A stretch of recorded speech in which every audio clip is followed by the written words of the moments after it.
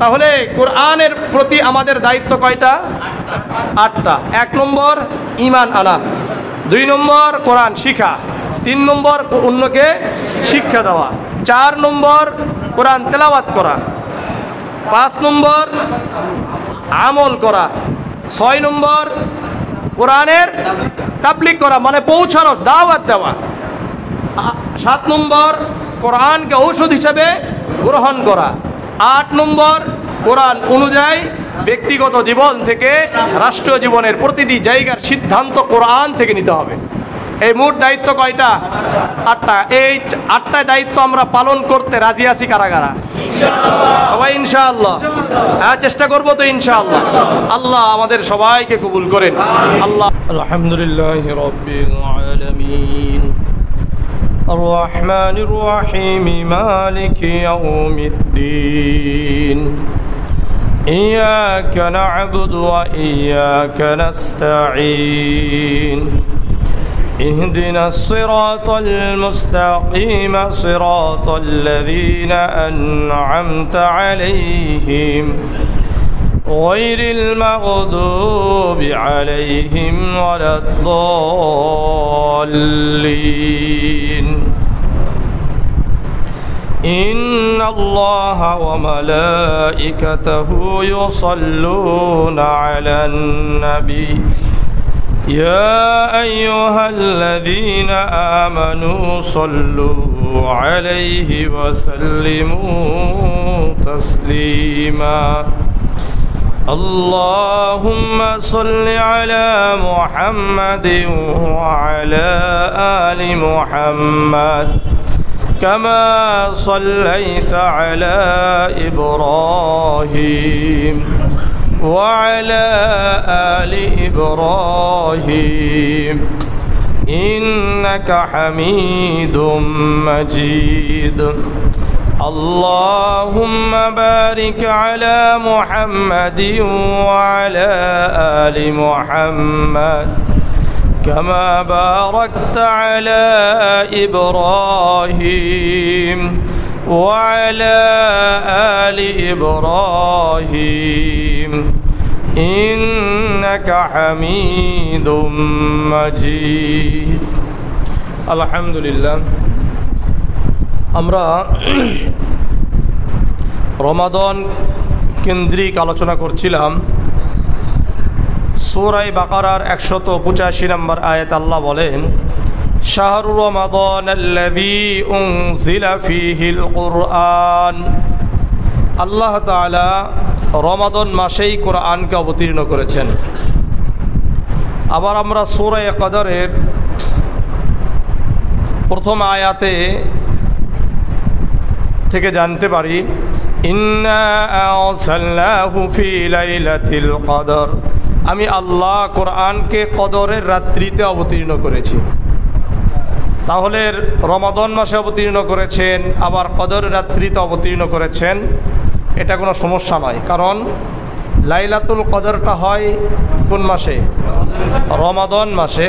সুতরাং এটা কি নয়? সমস্যা নয়। সমস্যা হলো অন্য জায়গায়। সেটা হলো, আমরা জানি কোরআন 63 বছর অর্থাৎ 23 বছরে অবতীর্ণ হয়েছে। কত বছরে? 23 বছরে অবতীর্ণ হয়েছে।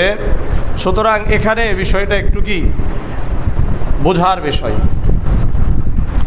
আব্দুল্লাহ ইবনে আব্বাস রাদিয়াল্লাহু তাআলা আনহুর একটি কথা তাফসিরে ইবনে কাসিরে এই সূরা কদরের তাফসির করতে গিয়ে আলোচনা করা হয়েছে। قال ابن عباس رضي الله تعالى عنه قال أنزل الله القرآن جملة واحدة من اللوح المحفوظ إلى بيت العزة من السماء الدنيا। আল্লাহ রাব্বুল আলামিন লওহে মাহফুজ থেকে প্রথম আসমানের বাইতুল ইজ্জাতে কদর এক রাত্রি অবতীর্ণ করেছেন। কোন রাত্রিতে? কদর রাত্রিতেই আল্লাহ তাআলা লওহে মাহফুজ থেকে প্রথম আসমানে, আমাদের কাবার মতো আরেকটা ঘর আছে, এই ঘরের নাম কি? বাইতুল ইজ্জা। আর সপ্তম আসমানে আরেকটা ঘর আছে, এই ঘরের নাম কি? বাইতুল মামুর। এগুলো মনে রাখবেন, খুব খুব গুরুত্বপূর্ণ বিষয়। তাহলে বাইতুল ইজ্জা কোথায় আছে? প্রথম আসমানে। বাইতুল মামুর কোথায় আছে? কাবা কোথায় আছে? জমিনে আছে, মক্কাতে আছে, মানে আমাদের পৃথিবীতে আছে। তো বাইতুল ইজ্জাতে আল্লাহ তাআলা অবতীর্ণ করেছেন। সুম্মা নাযালা মুফাসসালান বিহাসবিল ওয়াকাই ফি 23 সানাতান। এরপরে প্রয়োজন অনুযায়ী আল্লাহ রাব্বুল আলামিন রাসূলুল্লাহ সাল্লাল্লাহু আলাইহি ওয়াসাল্লামের উপর অল্প অল্প করে 23 বছরে অবতীর্ণ করেছেন। ফি 23 সানাতান মানে 23 বছর। তাহলে আমাদের কাছে এটা স্পষ্ট হয়ে গেছে যে কদর রাত্রি এটা হলো রমাদান মাসে, আর এই রমাদান মাসে এই কদর রাত্রিতে আল্লাহ তাআলা লাওহে মাহফুজ থেকে প্রথম আসমানের বাইতুল ইজ্জাতে অবতীর্ণ করেছেন। আর এই বাইতুল ইজ্জা থেকে জিবরিল আলাইহিস সালাতু ওয়াস সালামের মাধ্যমে রাসূলুল্লাহর উপর 23 বছরে প্রয়োজন প্রেক্ষাপট দেখে দেখে কি করেছেন? অবতীর্ণ করেছেন। বুঝে আসছে? তাহলে এই কোরআনের নাম অনেকগুলো আছে। বাল হুয়া কোরআনুম মাজিদ, কোরআনের নাম কি? কোরআনে মাজিদ। ইয়াসিনুল কোরআনিল হাকিম, কোরআনের আরেক নাম কি? কোরআনে হাকিম। বিষয়গুলো বুঝতে পারতেছেন? এরপরে কোরআনুন কারীম কি আছে? কোরআনুন কারীম আছে। কোরআনুন আরবি, ইন্না আনজালনাহু কোরআনান আরবিয়্যা, আমি আল্লাহ কোরআনকে আরবি ভাষায় মানে কোরআনুন আরবি এটা একটা নাম আমি অবতীর্ণ করেছি।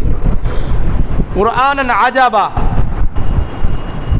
কুল উহিয়া ইলাইয়া আন্নাহু ইসতামা'a নাফারুম মিনাল জিন্নি ফাকালু ইন্না সামি'না কুরআনান আজাবা, কোরআনে আজাব নাম।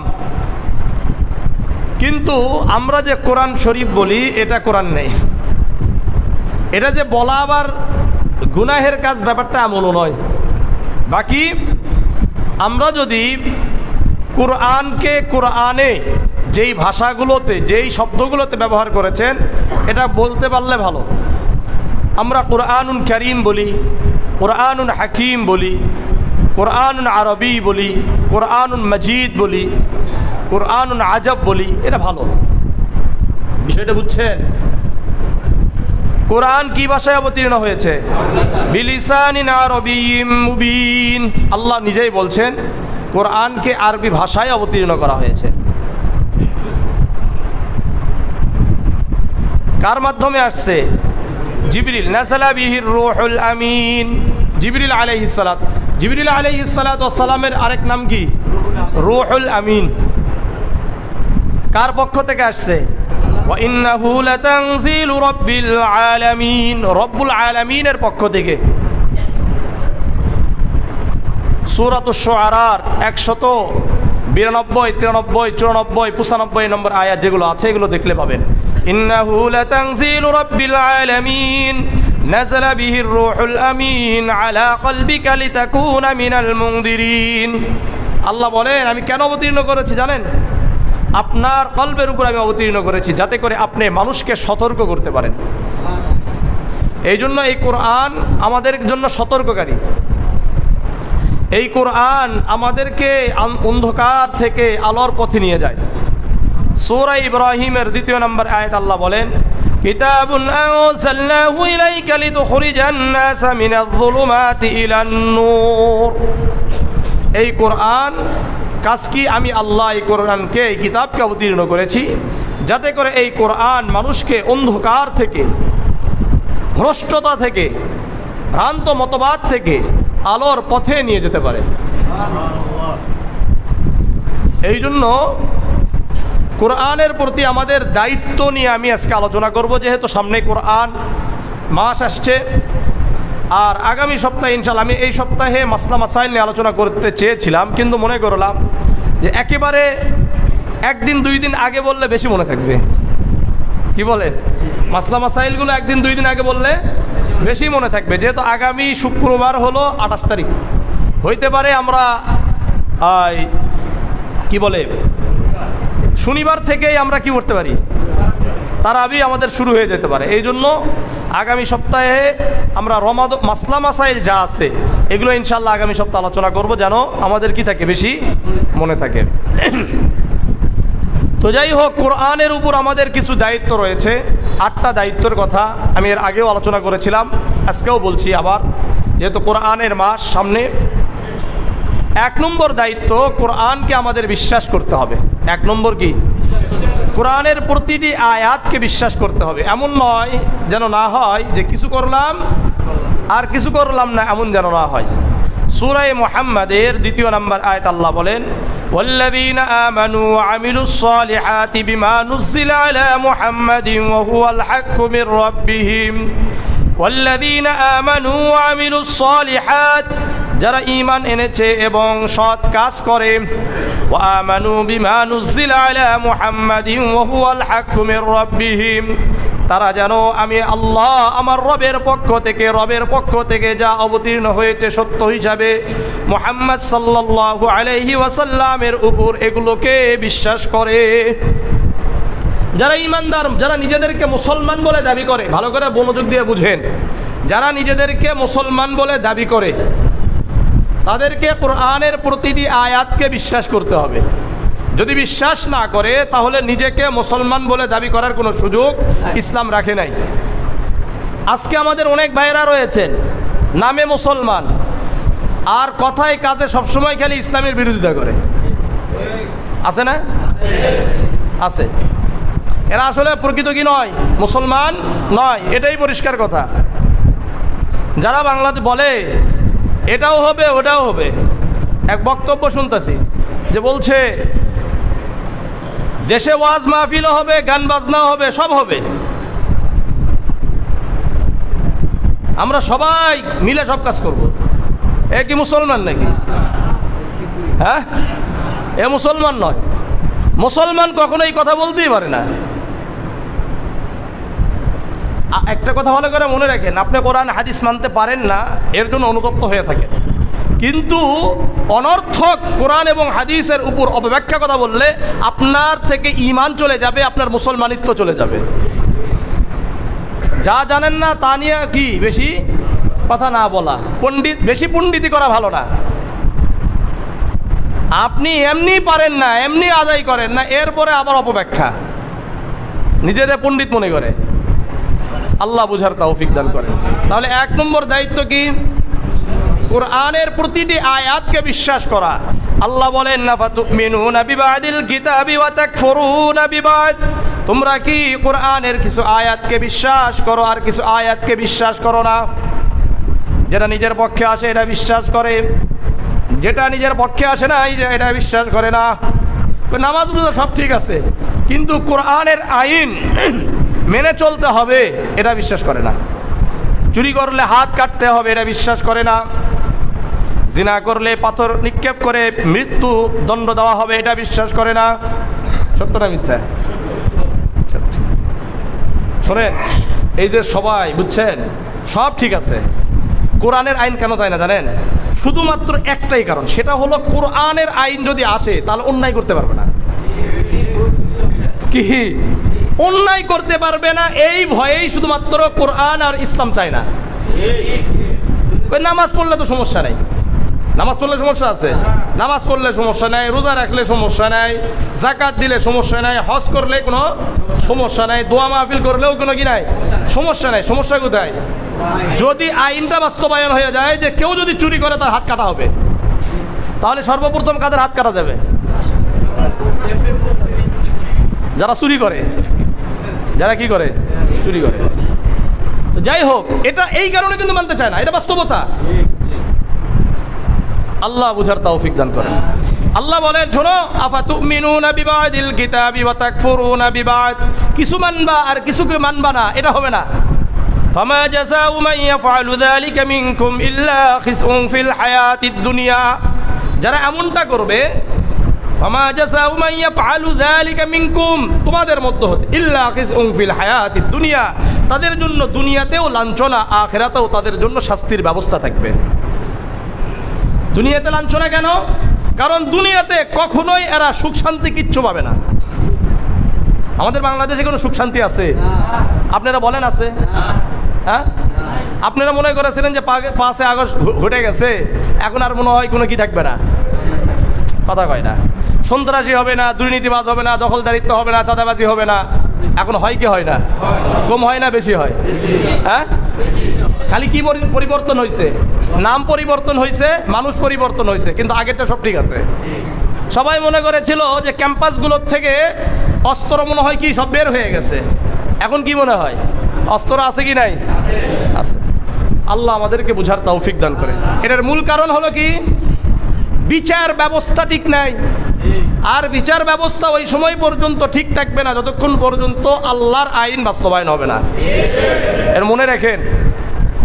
এই জন্য কোরআন পুরাটা মানতে হবে, তাহলে মুমিন হওয়া যাবে। যদি কোরআনকে পুরাটা না মানতে পারেন তাহলে মুনাফিক হয়ে থাকবেন সারা জীবন। 1 নম্বর কথা। 2 নাম্বার, কোরআনকে শিখতে হবে, কোরআন অন্যদেরকে শিখাইতে হবে। 3 নম্বর, কোরআন নিজে শিখতে হবে। 3 নম্বর, অন্যকে শিখাইতে হবে। আল্লাহ, জামিয়া তিরমিজির 2091 নম্বর হাদিস, এটা 2091 নম্বর হাদিস জামিয়া তিরমিজির। عن أبي هريرة رضي الله تعالى عنه قال قال رسول الله صلى الله عليه وسلم تعلموا القرآن والفرائض وعلموا الناس। আবু হুরায়রা রাদিয়াল্লাহু তাআলা আনহু বর্ণনা করেন, আল্লাহর রাসূল সাল্লাল্লাহু আলাইহি ওয়াসাল্লাম বলেন, তোমরা কোরআন শিখো এবং ফারায়েজ শিখো। কোরআন শিখো এবং ফারায়েজ শিখো। ফারায়েজ মানে উত্তরাধিকারী, অর্থাৎ বাবা মারা যাওয়ার পরে সন্তানদের মধ্যে যে সম্পদ বন্টনের যে নীতিমালা, এটাকে হাদিসের ভাষায় কি বলা হয়? ফারায়েজ। কি বলে? ফারায়েজ। ওয়ারাসাত। ওয়াল্লিমুন নাস, তোমরা কোরআন নিজে শিখো এবং অন্যদেরকে শিক্ষা দাও। ফারায়েজ, অন্যদেরকে শিক্ষা দাও। ফাইন্নী মাকবুজ, কেননা আমি দুনিয়া থেকে চলে যাব। আমাকেও দুনিয়া থেকে কি হতে হবে? চলে যেতে হবে, কারণ এই দুনিয়াতে কেউ থাকতে আসে নাই। সুতরাং কোরআন আমাদেরকে শিখতে হবে, অন্যদেরকে শিক্ষা দিতে হবে। আমরাও রসুল যেমন নাকি বলে গেছেন, সাহাবারা ওই একই কাজ করেছেন, নিজেরা শিখেছেন, তাবেঈনদেরকে শিক্ষা দিয়েছেন। আমাদেরও উচিত হবে কোরআন নিজে শিখা এবং অন্যদেরকে শিক্ষা দেওয়া। এই জন্য যারা শিখবে এবং অন্যদেরকে শিক্ষা দিবে, এরা হলো দুনিয়াতে সবচাইতে উত্তম ব্যক্তি। আল বাইহাকি ফি শুআবিল ঈমানের 2277 নম্বর 2977 নম্বর হাদিস এটা। আল বাইহাকি। আনা আব্দুল্লাহ ইবনে আব্বাস রাদিয়াল্লাহু তাআলা আনহু قال قال رسول الله صلى الله عليه وسلم أشراف أمتي حملة القرآن وأصحاب الليل। আব্দুল্লাহ ইবনে আব্বাস রাদিয়াল্লাহু তাআলা আনহু বর্ণনা করেন, আল্লাহর রাসূল সাল্লাল্লাহু আলাইহি ওয়াসাল্লাম বলেন, আমার উম্মতের মধ্যে হতে সর্বশ্রেষ্ঠ ব্যক্তি তারাই যারা কোরআনের ধারক বাহক। যারা কোরআনের ধারক বাহক, যারা কোরআন শিখে এবং অন্যদেরকে শিক্ষা দেয়, যারা কোরআনের প্রচার করে, এরা হলো কোরআনের ধারক বাহক। ওয়া আসহাবুল লাইল, আর যারা রাতে সালাতুত তাহাজ্জুদ আদায় করে। কোরআনের ধারক বাহক এবং যারা নামাজ সালাতুত তাহাজ্জুদ মানে কি? তাহাজ্জুদের নামাজ, তাহাজ্জুদের সালাত, রাতে উঠে রাত 3টা, 2:30, 3:30টায় উঠে 2 রাকাত 4 রাকাত নামাজ পড়ে আল্লাহর কাছে কান্নাকারি করে, এরা হলো দুনিয়াতে শ্রেষ্ঠ। এই জন্য কোরআন শিখবো ইনশাআল্লাহ। এই কোরআন শিখবো এবং অন্যদেরকে শিক্ষা দিব। যারা কোরআন শিখে এবং অন্যদেরকে শিক্ষা দেয়, পুরা দুনিয়ার মধ্যে এরা শ্রেষ্ঠ। এরা কি? শ্রেষ্ঠ। সহিহ বুখারীর 5027 নম্বর হাদিস। عن عثمان بن عفان رضي الله تعالى عنه قال قال رسول الله صلى الله عليه وسلم خيركم من تعلم القرآن وعلمه। উসমান ইবনে আফফান রাদিয়াল্লাহু তাআলা আনহু বর্ণনা করেন, আল্লাহর রাসূল সাল্লাল্লাহু আলাইহি ওয়াসাল্লাম বলেন, তোমাদের মধ্যে শ্রেষ্ঠ তারাই যারা কোরআন শিখে এবং অন্যদেরকে শিক্ষা দেয়। তাহলে দুনিয়াতে শ্রেষ্ঠ কারা? যারা কোরআন শিখে এবং অন্যদেরকে শিক্ষা দেয়। এই যে এই কোরআন যারা শিখবে এবং অন্যদেরকে শিক্ষা দিবে, এই কোরআনের উপর যারা আমল করবে, আল্লাহ রাব্বুল আলামিন তাদের দুনিয়াতে সম্মানিত করবেন, আখিরাতেও সম্মানিত করবেন। সুনানে ইবনে মাজার 218 নম্বর হাদিস। কত নম্বর বললাম? 218 নম্বর। আন আমির ইবনে ওয়াসিলা ইবনে আবি তুফাইল রাদিয়াল্লাহু তাআলা আনহু قال أن نافع بن عبد الحارث لقي عمر بن الخطاب بعصفان। নাফি ইবনে আব্দুল হারিস উসফান নামক একটা জায়গায়, মক্কার একটা জায়গার নাম হলো উসফান, এই জায়গাতে ওমর ইবনুল খাত্তাব রাদিয়াল্লাহু তাআলা আনহুর সাথে সাক্ষাৎ করেন। ওয়া কানা ইস্তা'মালাহু ওমর ইবনুল খাত্তাব আলা আহলিল ওয়াদি আলা আহলি মক্কা। আর ওমর রাদিয়াল্লাহু তাআলা আনহু এই নাফি ইবনে আব্দুল হারিসকে মক্কার গভর্নর বানিয়েছিলেন। কি বানিয়েছিলেন? ওমর ইবনুল খাত্তাব রাদিয়াল্লাহু তাআলা আনহুর সাথে যখন সাক্ষাৎ হলো, তখন ওমর ইবনুল খাত্তাব রাদিয়াল্লাহু তাআলা আনহু তাকে জিজ্ঞাসা করলেন, মান ইস্তাখলাফতা আলা আহলিল ওয়াদি, এই যে মক্কার যে গ্রাম এলাকা আছে এখানে প্রশাসক হিসাবে কাকে নিয়োগ দিয়েছেন? তখন এই নাফি ইবনে আব্দুল হারিস ওমর ইবনুল খাত্তাব রাদিয়াল্লাহু তাআলা আনহুকে বললেন, ইস্তাখলাফতু আলাইহিম ইবনা আবজা, আমি ইবনা আবজা নামক একজন ব্যক্তিকে তাদের প্রশাসক হিসাবে নিয়োগ দিয়েছি। ওমর ইবনুল খাত্তাব বললেন, মান ইবনু আবজা, ইবনা আবজাকে? তখন উনি বললেন, রাজুলুম মিন মাওয়ালিনা, আমাদের একজন দাস ছিলেন, তাকে মুক্ত করা হয়েছে, মানে মুক্ত দাস, এই মুক্ত দাসকে আমি প্রশাসক হিসাবে নিয়োগ দিয়েছি।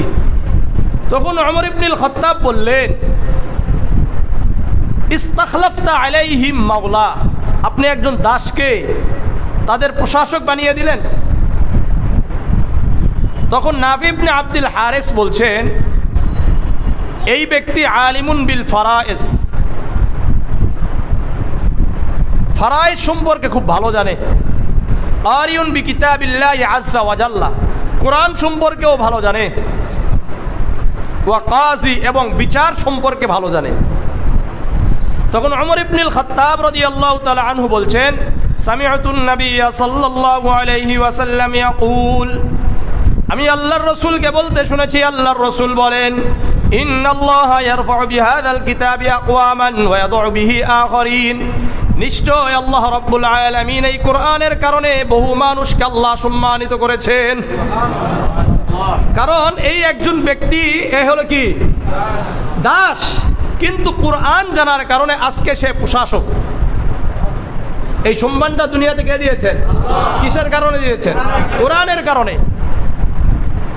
ওয়ায়াদউ বিহি আখারিন, আবার এই কোরআনের কারণে বহু মানুষকে আল্লাহ লাঞ্ছিত করেছেন।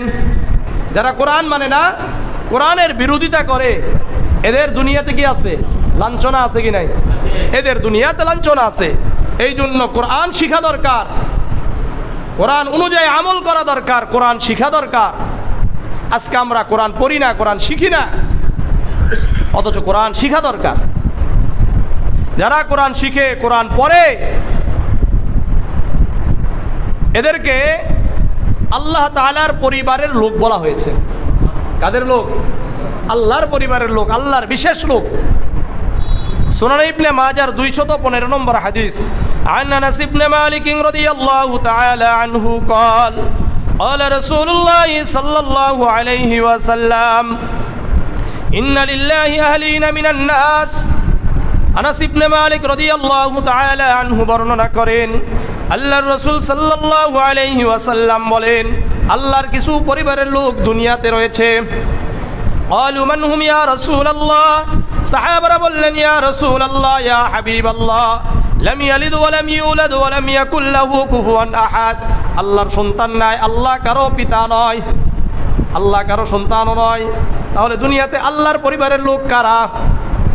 সাহাবাদের উত্তরে আল্লাহর রাসূল বললেন, হুম আহলুল কুরআনি হুম আহলুল্লাহ ওয়া খাসাতুহু, যারা কোরআন ওয়ালা, কোরআনের ধারক বাহক, এরা দুনিয়াতে আল্লাহর পরিবারের লোক, এরা আল্লাহর বিশেষ লোক।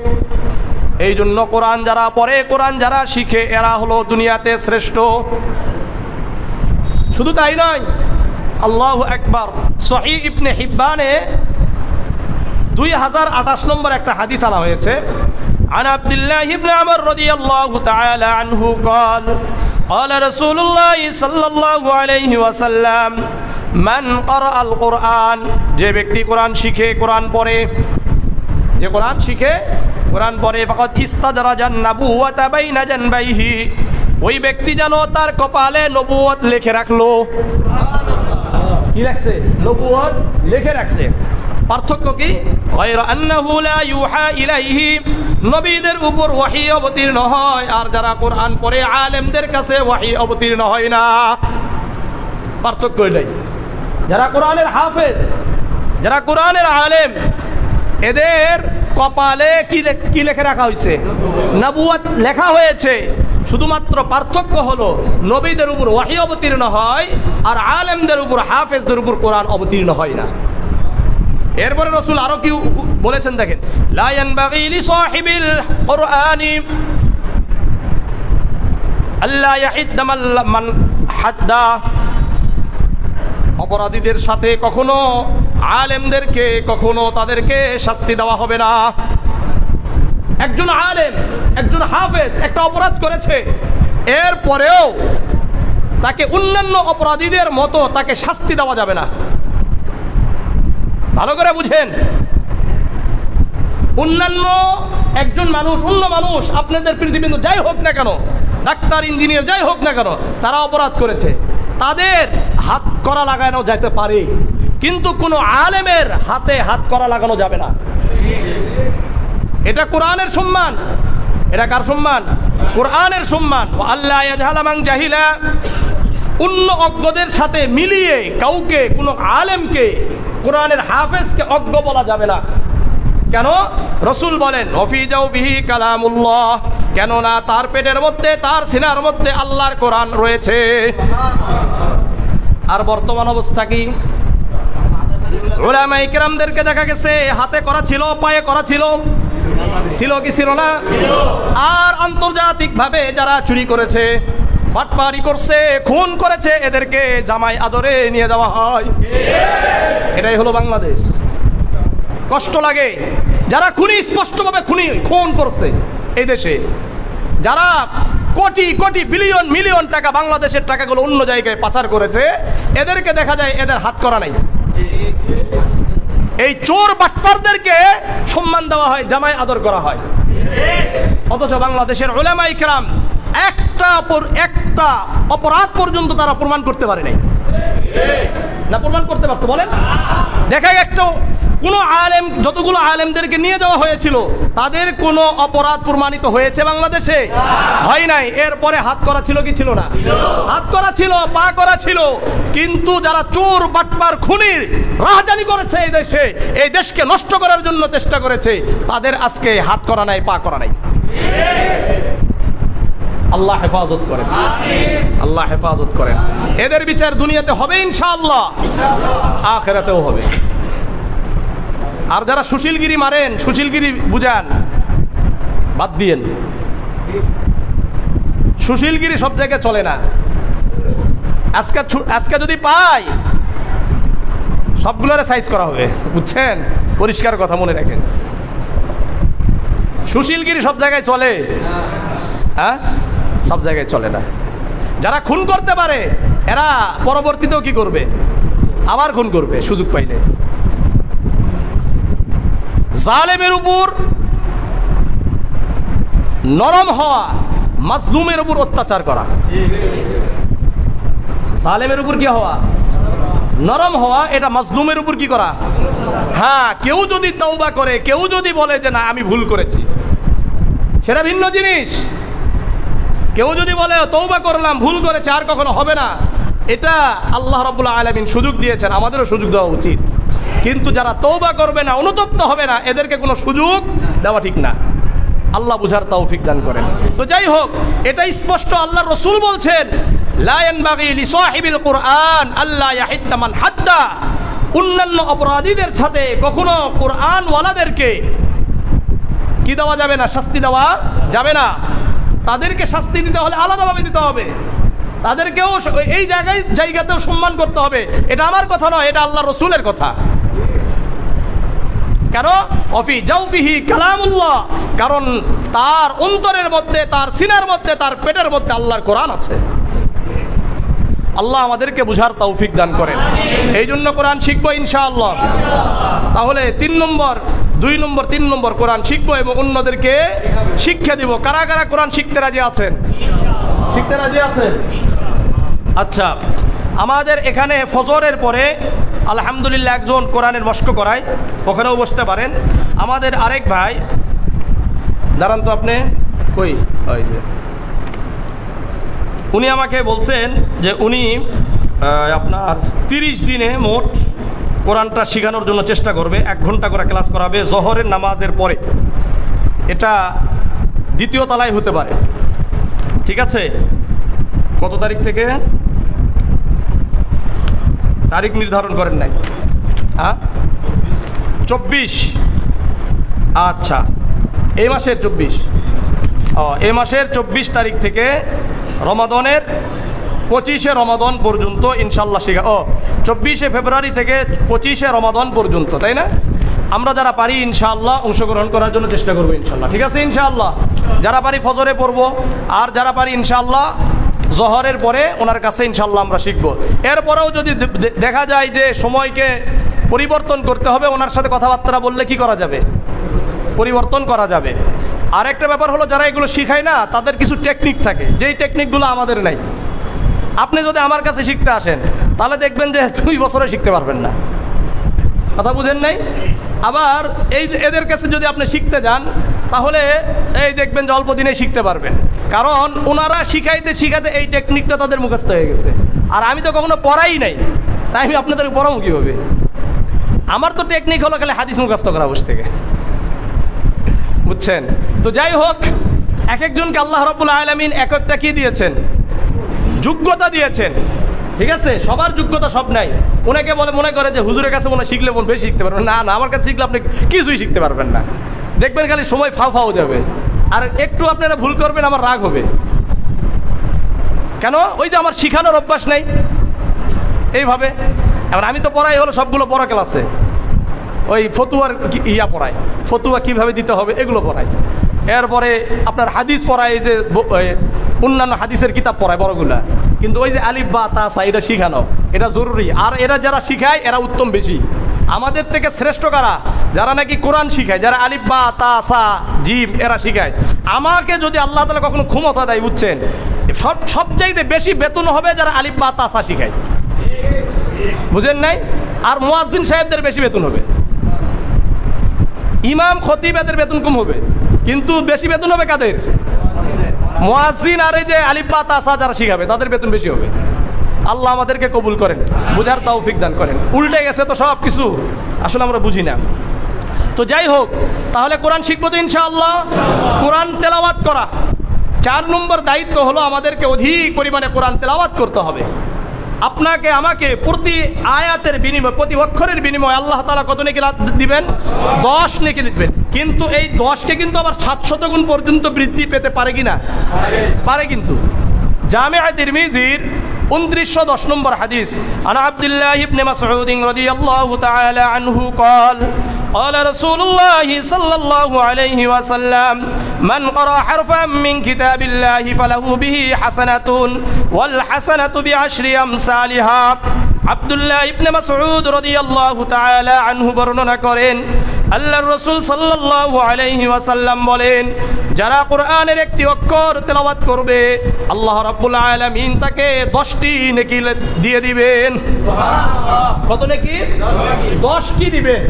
কিন্তু সুনানে ইবনে মাজার 1638 নম্বর আরেকটা হাদিস আছে, আন নবী হুরায়রা রাদিয়াল্লাহু তাআলা আনহু قال قال رسول الله صلى الله عليه وسلم كل عمل ابن آدم يضاعف الحسنة بعشر أمثالها إلى 700 ضعف।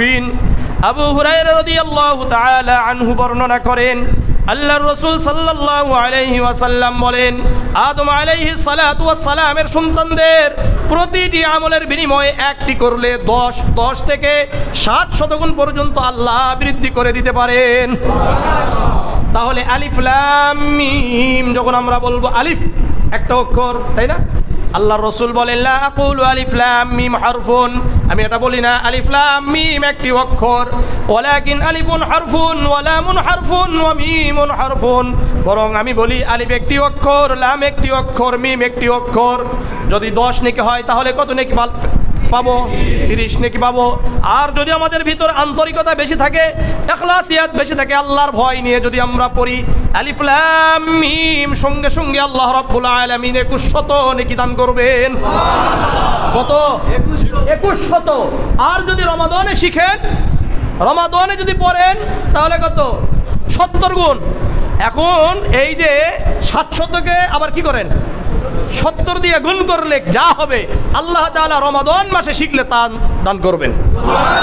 এই জন্য নিয়ত করেন ইনশাআল্লাহ, যেভাবেই হোক রমাদানের কোনো একটা সময়কে বের করে আমরা কোরআনটা শিখবো ইনশাআল্লাহ। ঠিক আছে তো? ইনশাআল্লাহ কোরআন শিখবেন, কোরআন পড়বেন, কোরআন তেলাওয়াত করবেন। এই কোরআন আমার আপনার জন্য কিয়ামতের ময়দানে সুপারিশকারী হবে। কি হবে? সুপারিশকারী হবে। সহিহ মুসলিমের 1910 নম্বর হাদিস, আন নবী উমামাহ আল-বাহিরি রাদিয়াল্লাহু তাআলা আনহু قال قال رسول الله صلى الله عليه وسلم اقرأوا القرآن فإنه يأتي يوم القيامة شفيعا لأصحابه। আবু উমামা আল বাহিলি রাদিয়াল্লাহু তাআলা আনহু বর্ণনা করেন, আল্লাহর রাসূল সাল্লাল্লাহু আলাইহি ওয়াসাল্লাম বলেন, তোমরা কোরআন পড়ো, কোরআন পড়ো, ফাইন্নাহু ইয়াতি ইয়াউমাল কিয়ামাতি শাফিআন লিআসহাবিহি, কেননা এই কোরআন কিয়ামতের ময়দানে তেলাওয়াতকারীদের জন্য সুপারিশকারী হবে। কি হবে? সুপারিশকারী হবে। সুতরাং কোরআন আমরা যত বেশি পড়ব, এই কোরআন আমার আপনার জন্য সুপারিশ করবে। কি করবে বলেন? সুপারিশ করবে। যারা কোরআন পড়ে এরা কাল কিয়ামতের ময়দানে ফেরেশতাদের সাথে থাকবে। সুনানে ইবনে মাজার 3779 নম্বর হাদিস, আন আয়েশা রাদিয়াল্লাহু তাআলা আনহা قالت قال النبي صلى الله عليه وسلم الماهر بالقرآن مع السفرة الكرام البررة। আল্লাহর রাসূল বলেন, যারা কোরআন ওয়ালা এরা কিয়ামতের ময়দানে ফেরেশতাদের সাথে থাকবে। والذي يقرأه يتتعتع فيه وهو عليه شاق له أجران اثنان। এরপর আল্লাহর রাসূল বলেন, যারা আগে কোরআন শিখতে পারে নাই, ছোট থাকতে কোরআন শিখতে পারে নাই, কিন্তু বড় হওয়ার পরে মনে করেছে যে কোরআন শেখা দরকার, তাহলে কষ্ট করে করে পড়বে। যারা বড় হয়ে যায় এদের শিখতে কষ্ট হয় কি হয় না? অনেক কষ্ট হয়। এই কারণে কষ্ট হওয়ার কারণে আল্লাহ রাব্বুল আলামিন তাদেরকে দ্বিগুণ সওয়াব দান করবেন। এটা কিভাবে? আমরা যদি ছোটবেলা যারা শিখছে তাদেরকে আলিফ বলতে কয় নাকি 10 থেকে 700, তাই না? আর যারা কষ্ট করে করে পড়বে 10, তাহলে দ্বিগুণ হলে কত হবে? 20। আর 20কে যদি 700 পর্যন্ত দিয়ে দেওয়া হয় তাহলে 1400 নাকি আল্লাহ তাআলা একটি অক্ষরেই দান করবেন। এইভাবে হিসাব করেন। ঠিক আছে ইনশাআল্লাহ? তাহলে কষ্ট করে পড়লে সওয়াব বেশি।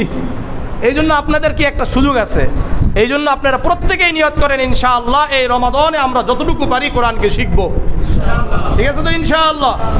এরপরে যতটুকু যদি সময় পান কোরআনের অনুবাদ পড়বেন, কোরআনের অনুবাদ পড়বেন। এটা কোরআনের হক, এটা আপনার উপর কোরআনের হক যে পুরা কোরআনে আল্লাহ কি বলছে কমপক্ষে একটা অনুবাদ দেখা পড়লেন। মারিফুল কোরআন আছে সহজ, শুধু একটা বাংলা আছে, এটা দেখে দেখে পড়ে চলে যান, ব্যাখ্যায় যাওয়া দরকার নাই, শুধুমাত্র অনুবাদটা পড়েন, একবার দুইবার তিনবার পারলে পড়েন, দেখেন আমার রব আপনার রব কি বলছেন। আরবি তো বুঝি না, কমপক্ষে বাংলাটা পড়ে দেখেন। ওটা কেন আমি বললাম? কারণ এই তাফসিরটা আমার কয়েকবার পড়া আছে, এই জন্য সহজ একটা তাফসির, শুধু বাংলাটা পড়েন আগে, ব্যাখ্যায় যাওয়া দরকার নাই, শুধু এটা বুঝেন যে আমার রব কি বলছে। দেখবেন একটা আলাদা অনুভূতি তৈরি হবে, আল্লাহর প্রতি ভালো লাগা তৈরি হবে, ভালোবাসা তৈরি হবে। আমরা ভালোবাসার মানুষের চিঠিটা ভালো করে পড়ি না খারাপ করে পড়ি? এরকম আগ্রহ নিয়ে আন্তরিকতা নিয়ে কোরআনটা পড়েন, কোরআনটা বুঝেন। আল্লাহ আমাদেরকে কবুল করেন। তাহলে কোরআন পড়বো ইনশাআল্লাহ। এই যে যারা কোরআন পড়বে, কোরআনের উপর আমল করবে, যারা কোরআনের হাফেজ হবে, আল্লাহু আকবার। জামে তিরমিজির 2914 নম্বর হাদিস, আন আব্দুল্লাহ ইবনে আমর রাদিয়াল্লাহু তাআলা আনহু قال قال رسول الله صلى الله عليه وسلم يقال لصاحب القرآن اقرأ وارتق ورتل كما كنت ترتل في الدنيا فإن منزلتك عند آية تقرأ بها।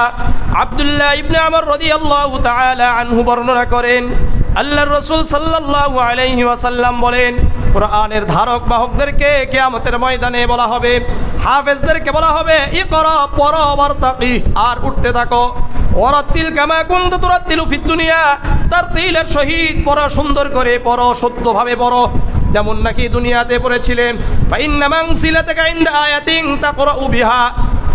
আল্লাহ রাব্বুল আলামিন, আল্লাহর রাসূল সাল্লাল্লাহু আলাইহি ওয়াসাল্লাম বলেন, তোমার মর্যাদা তুমি ওই পর্যন্ত উঠতে পারবা যেই জায়গায় তোমার আয়াত শেষ হয়ে যাবে। এখন যে যতটা আয়াত মুখস্থ করবেন তার মর্তবা ততটুকু উঠবে। এই জন্য সবাই চেষ্টা করা কিছু কিছু আয়াত মুখস্থ করা, বুঝে আসছে?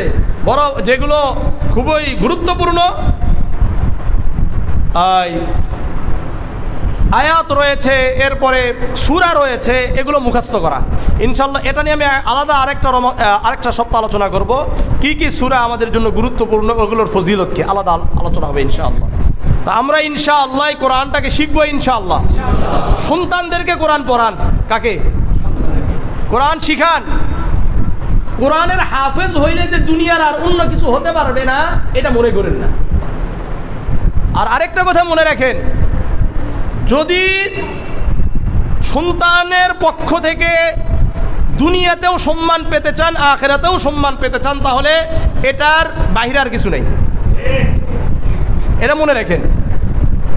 ওই যে হাতি বাঁচলেও কি লাখ টাকা, মরলেও কি লাখ টাকা, হাফেজ বাঁচলেও লাখ টাকা, মরলেও লাখ টাকা, আর অন্য কিছুর লাখ টাকা নেই। একটা মনে করলেন ম্যাজিস্ট্রেট হয়েছে, মারা গেছে, আপনার লাভটা কি? কোন লাভ আছে? আর একজন হাফেজ মারা গেছে, লাভ আছে? লাভ আছে। কি লাভ? রাসূলের হাদিস, সুনানে আবি দাউদের 1453 নম্বর হাদিস, আন সাল ইবনে মুআজ আল জুহানী রাদিয়াল্লাহু তাআলা আনহু قال قال رسول الله صلى الله عليه وسلم من قرأ القرآن وعمل بما فيه ألبس والداه تاجا يوم القيامة। সাহাল ইবনে মুআজ আল জুহানী রাদিয়াল্লাহু তাআলা আনহু বর্ণনা করেন, আল্লাহর রাসূল সাল্লাল্লাহু আলাইহি ওয়াসাল্লাম বলেন, যে ব্যক্তি কোরআন পড়ে, কোরআনের উপর আমল করে, উলবিসা ওয়ালিদাহু তাজান ইয়াউমাল কিয়ামা, কিয়ামতের ময়দানে তার পিতা মাতাকে এমন নূরের মুকুট পরিধান করা হবে, যাউহু আহসানু মিন যাউই শামসি, যার আলো সূর্যের আলো থেকেও বেশি হবে। সুবহানাল্লাহ, সূর্যের আলো থেকেও ওই মুকুট, ওই টুপির আলো বেশি হবে। সুবহানাল্লাহ। তাহলে রাসূল বলেন, ফামা যান্নুকুম বিল্লাযী আমিলা বিহাযা, তোমরা ওই ব্যক্তি সম্পর্কে তোমাদের কি ধারণা যে কোরআনের হাফেজ হলো, কোরআনের উপর আমল করলো? বলেন,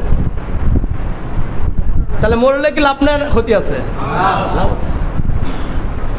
আর রিজিক, এই রিজিকের ব্যাপারে আপনাদেরকে আমি কি বলবো, রিজিক তো আল্লাহর পক্ষ থেকে আসবে, যার যতটুকু রিজিক আছে এটা পাবেই সে।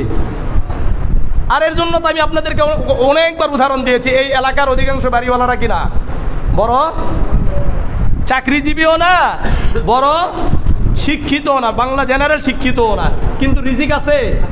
রিজিক আছে কি নাই? রিজিক আছে। আর গাড়ি, গাড়ি এটা আল্লাহ তাআলা যাকে দিবে তার হবে। বহু আলেমেরও গাড়ি আছে, বহু ডাক্তারেরও গাড়ি আছে, বহু ইঞ্জিনিয়ারের গাড়ি আছে, না নাই? আলেমদের গাড়ি নাই? হ্যাঁ, আমরা প্রতিদিন কি দিয়ে যাই? গাড়ি দিয়ে যাই। এখন নিজস্ব নাই, ইনশাল্লাহ নিজস্ব হয়ে যাবে, ঠিক আছে? এটার সম্মান আল্লাহর পক্ষ থেকে, রিজিক আল্লাহর পক্ষ থেকে, এটা কোনো ব্যাপার না। এগুলো মানে একেবারে এগুলো আমার কাছে রিজিক কোনো ব্যাপারই মনে হয় না। রিজিক এটা পুরোটা আল্লাহর পক্ষ থেকে আসে, এটা যে কারো আসতে পারে, ঠিক আছে? এই জন্য রিজিক নিয়ে চিন্তা করেন না। কি খাবে, কি খাবে মানে খাইতেই তো পারি না, আবার কি খাবো? খাইতে পারি আমরা প্রতিদিন তো আলাদা আলাদা খাবার, তাহলে আবার খাইতে পারি না মানে একজন কিছুদিন আগে একজন লেখছে, অনেক দিন পরে আমি কিছু ভাত খাইলাম। মানে কি প্রতিদিন কি খায়? বিরিয়ানি খায়। অনেক কষ্ট করে একদিন কি সুযোগে ভাত খাইস, বাস্তবতা এটা। কিন্তু প্রতিদিন কি খায়? বিরিয়ানি খায়, প্রতিদিন গরুর গোস্ত খায়। এগুলো তো বাস্তবতা নাকি? আপনারা দেখেন না, একটা মাহফিল হলে একজন বক্তা আসলে, একজন আলেম আসলে তাকে কি খাওয়ায়? সর্বোচ্চ ভালো খাওয়ানোর চেষ্টা করে, কি করে না? তাহলে খাবারের দেওয়ার মালিক, রিজিকের মালিক কে? আল্লাহ না? এই জন্য আমি বলি যে রিজিক এটা যে কারো আসতে পারে, এটা আমাদের আপনাদের যাই যে কেউ হইতে পারে। এখানে আমি খালি আলেমের কথা বলতেছি না, আল্লাহ তাআলা যাকে চাইবেন তাকে রিজিক দিতে পারেন।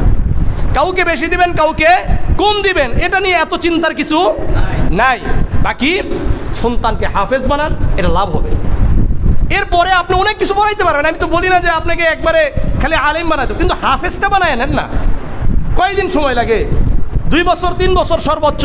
আমরা একটা গভর্নমেন্ট হাই স্কুল অথবা এগুলো স্কুলে ভর্তি করার জন্য অনেক সময় সন্তানদের 2-3 বছর এদিকে কি করি, মিস করাই কি করি না? করি কি করি না? তো কেন করেন বলেন? এই জায়গাতে তো আপনি চেষ্টা করে আপনার ছেলেকে হাফেজ বানাই দিতে পারেন। যদি মেধা ভালো থাকে তাহলে 1 বছর 1.5 বছরে হাফেজ হয়ে যাবে, বেশি লাগবে না তো সময়। আল্লাহ আমাদেরকে বুঝার তৌফিক দান করেন। তাহলে বানাবো তো ইনশাআল্লাহ। আল্লাহ আমাদেরকে কবুল করেন। তাহলে কয় নম্বর গেল? 1 নম্বর বিশ্বাস, 2 নম্বর কোরআন শিক্ষা, 3 নম্বর অন্যদেরকে শিক্ষা দেওয়া, কোরআন তেলাওয়াত করা, 4 নম্বর কোরআনের উপর আমল করা, 5 নম্বর কোরআনের উপর আমল করা। সূরা আরাফের 2 নম্বর আয়াত আল্লাহ বলেন, ইত্তাবিউ মা উনজিলা ইলাইকুম মির রাব্বিকুম ওয়া লা তাত্তাবিউ মিন দুনিহি আউলিয়া। আমি আল্লাহ তোমাদের উপর যা অবতীর্ণ করেছি এগুলোর উপর তোমরা অনুসরণ করো। মানে কোরআন অনুযায়ী আমাদের আমল করতে হবে। আমাদের ব্যক্তিগত জীবন থেকে রাষ্ট্রীয় জীবনের সব জায়গায় কোরআনকে রাখতে হবে, ঠিক আছে? কারণ আমি আপনার কোরআন এবং হাদিসের যতটুকু জানলাম এটার উপর আমার আমল হয়েছে কিনা কাল কিয়ামতের ময়দানে আল্লাহ জিজ্ঞাসা করবেন। জামিআ তিরমিজির 2416 নম্বর হাদিস, عن عبد الله بن مسعود رضي الله تعالى عنه قال قال رسول الله صلى الله عليه وسلم لا تزول قدم ابن آدم يوم القيامة من عند ربه حتى يسأل عن 50। আব্দুল্লাহ ইবনে মাসউদ রাদিয়াল্লাহু তাআলা আনহু বর্ণনা করেন, আল্লাহর রাসূল সাল্লাল্লাহু আলাইহি ওয়াসাল্লাম বলেন, কিয়ামতের ময়দানে আদম আলাইহিস সালাতু ওয়াস সালামের সন্তানদেরকে 5টি প্রশ্ন করা হবে। এই 5টি প্রশ্নের উত্তর দেওয়া ছাড়া কেউ একটি পা অগ্রসর হতে পারবে না। কয়টা? 1 নম্বর আন উমরিহি ফিমা আফনাহু, আমি আল্লাহ যে জীবন তোমাদেরকে দান করেছিলাম এটা কিভাবে ব্যয় করেছো। 2 নম্বর ওয়াং শাবাবিহি ফিমা আবলাহু, আমি আল্লাহ যেই যৌবন দান করেছিলাম এই যৌবন কোথায় ব্যয় করেছো। 3 নম্বর ওয়ান মালিহি মিন আইনা ইকতাসাবাহু, কিভাবে সম্পদ উপার্জন করেছো। ওয়া ফিমা আনফাকাহু, 4 নম্বর কোথায় সম্পদ ব্যয় করেছো। 5 নম্বর মাদা আমিলা ফিমা আলিমা, কতটুকু কোরআন এবং হাদিসের ইলম অর্জন করেছো, এর উপর আমল করেছো। এই জন্য কোরআন শিখবো এবং কোরআনের উপর আমল করবো ইনশাআল্লাহ। 6 নম্বর কোরআনকে প্রচার করা, হাদিসকে প্রচার করা, তাবলীগ করা। কি করা? তাবলীগ করা। সূরাতুল মাইদার 67 নম্বর আয়াত আল্লাহ বলেন, ইয়া আইয়ুহার রাসূল বাল্লিগ মা উনজিলা ইলাইকা মির রাব্বিক, হে রাসূল আমি আল্লাহ আপনার উপর যা অবতীর্ণ করেছি এটা আপনি প্রচার করেন। ইয়া আইয়ুহার রাসূল বাল্লিগ মা উনজিলা ইলাইকা মির রাব্বিক, আপনার রবের পক্ষ থেকে যা অবতীর্ণ করা হয়েছে এটা আপনি তাবলীগ করেন, পৌঁছায়া দেন সবার কাছে। ওয়া ইল্লাম তাফআল ফামা বাল্লাগতা রিসালাতা, আপনি কিছু পৌঁছে দিয়েছেন আর কিছু পৌঁছান নাই, তাহলে বুঝতে হবে আপনি আপনার রিসালাতের দায়িত্ব পূর্ণ করেন নাই। এই জন্য কোরআন এবং হাদিস আমরা জানবো এবং অন্যদেরকে পৌঁছায়া দিব, ঠিক আছে ইনশাআল্লাহ। সহিহ বুখারীর 3461 নম্বর হাদিস, আনা আব্দুল্লাহ ইবনে আমর রাদিয়াল্লাহু তাআলা আনহু قال قال رسول الله صلى الله عليه وسلم بلغوا عني ولو آية, রাসূল বলেন আমার পক্ষ থেকে একটি আয়াত একটি হাদিসও যদি তোমরা জানতে পারো এটা অন্যদের কাছে পৌঁছায়া দাও। তাহলে পৌঁছায়া দিতে হবে। কয় নম্বর গেল? 6। 7 নম্বর এই কোরআনকে ঔষধ হিসাবে গ্রহণ করা। কি হিসাবে? ঔষধ হিসাবে গ্রহণ করা। সূরা ইউনূসের 57 নম্বর আয়াত আল্লাহ বলেন, ইয়া আইয়ুহান নাসু ক্বাদ জাআতকুম মাউইযাতুম মির রাব্বিকুম ওয়া শিফাউল লিমা ফিস সুদূর। ইয়া আইয়ুহান নাস, হে লোক সকল, ক্বাদ জাআতকুম মাউইযাতুম মির রাব্বিকুম, তোমাদের রবের পক্ষ থেকে একটি উপদেশ চলে আসছে। উপদেশ কি? এই কোরআন, তাই না? ওয়া শিফাউল লিমা ফিস সুদূর, আর এই কোরআন তোমাদের অন্তরের রোগ এর আরোগ্য দানকারী। কিসের জন্য? এটা হলো আমাদের জন্য ঔষধ। এই ওষুধকে গ্রহণ করা, কি করা? ঔষধকে গ্রহণ করা। ইনশাআল্লাহ এটা নিয়ে আমার আলাদা একটা আলোচনা থাকবে যে কোরআনের কোন আয়াত দ্বারা কি হয়। আর 8 নম্বর আমাদের দায়িত্ব হলো কোরআন অনুযায়ী আমাদের ব্যক্তিগত জীবন থেকে রাষ্ট্রীয় জীবনের সব জায়গায় সিদ্ধান্ত গ্রহণ করা। সূরাতুল মাইদার 44 নম্বর আয়াত আল্লাহ বলেন, ওমান লাম ইয়াহকুম বিমা আনজালাল্লাহু ফাউলাইকা হুমুল কাফিরুন, যারা কোরআন অনুযায়ী সিদ্ধান্ত গ্রহণ করে না এরা কাফের। 45 নম্বর আয়াত আল্লাহ বলেন, ওমান লাম ইয়াহকুম বিমা আনজালাল্লাহু ফাউলাইকা হুমুজ জালিমুন, যারা কোরআন অনুযায়ী সিদ্ধান্ত গ্রহণ করে না এরা জালেম। 46 নম্বর আয়াত আল্লাহ বলেন, ওমান লাম ইয়াহকুম বিমা আনজালাল্লাহু ফাউলাইকা হুমুল ফাসিকুন, যারা কোরআন অনুযায়ী সিদ্ধান্ত গ্রহণ করে না এরা ফাসিক। তাহলে কোরআনের প্রতি আমাদের দায়িত্ব কয়টা?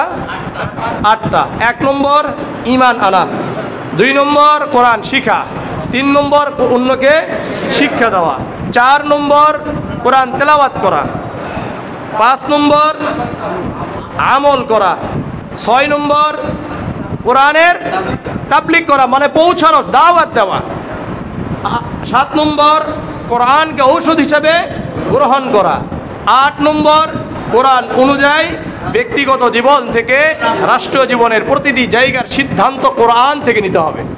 এই মোট দায়িত্ব কয়টা? 8টা। এই 8টায় দায়িত্ব আমরা পালন করতে রাজি আছি কারা কারা? সবাই ইনশাআল্লাহ। হ্যাঁ, চেষ্টা করবো তো ইনশাআল্লাহ। আল্লাহ আমাদের সবাইকে কবুল করেন। আল্লাহ